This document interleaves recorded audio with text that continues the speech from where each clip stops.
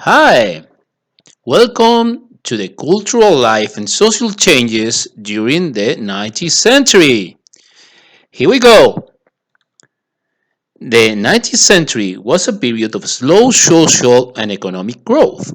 Agriculture continued to be the main industrial activity.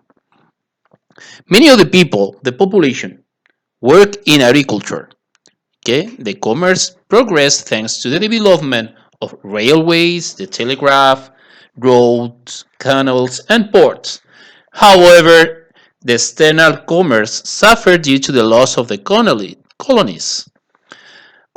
We must know that a capitalist class system emerged.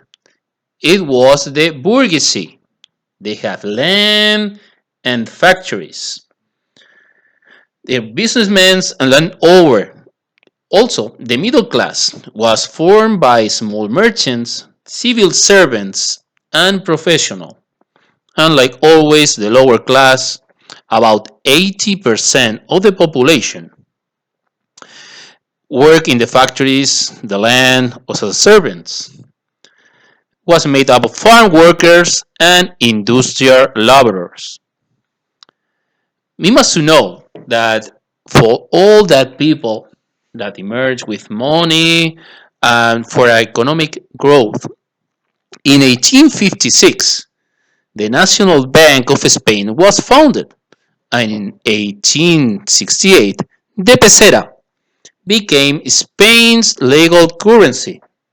I use the peseta, like your parents. You can ask for. Maybe some of them have some of any coin or any paper that we use before the year 2000. We continue with the literature in the 19th century. It was so important. Social and political changes took place in three cultural movements: the Romanticism, the Realism, and the generation of 98. In Romanticism, both theater and poetry were important. Some famous authors from this period were Espronceda, Becker, Larra, and Zorrilla. The Romanticism authors defended the past and wanted to recover the sense of a Spanish nation with poetry, historic novels, and theater. Another movement that we can find was the Realism. The writing of novels became very significant.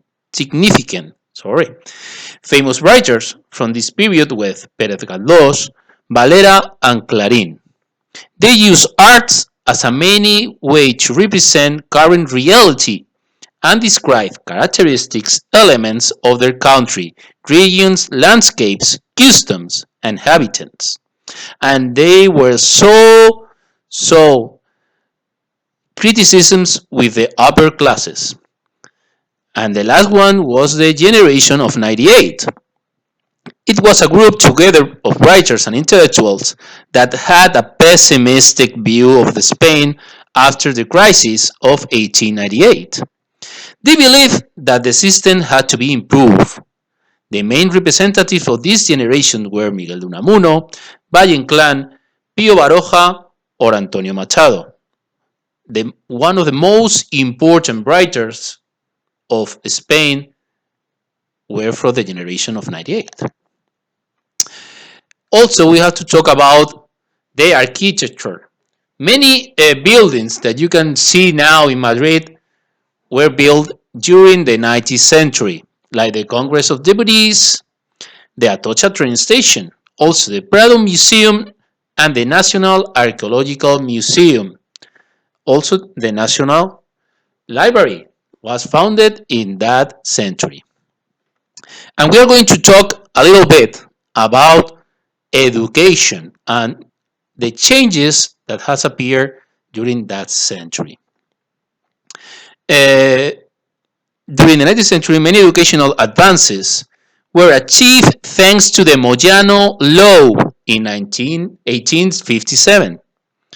The main achievement included the reduction of illiteracy. And what's that? That people that didn't know write or read. And also the organization of the education changed into three levels: primary, secondary, and superior. That's so similar that we have today. This law also made it obligatory to educate all boys and girls over 6 years old. However, girls will still have to wait until the next century in order to attend secondary school. Wow. They also could study in primary.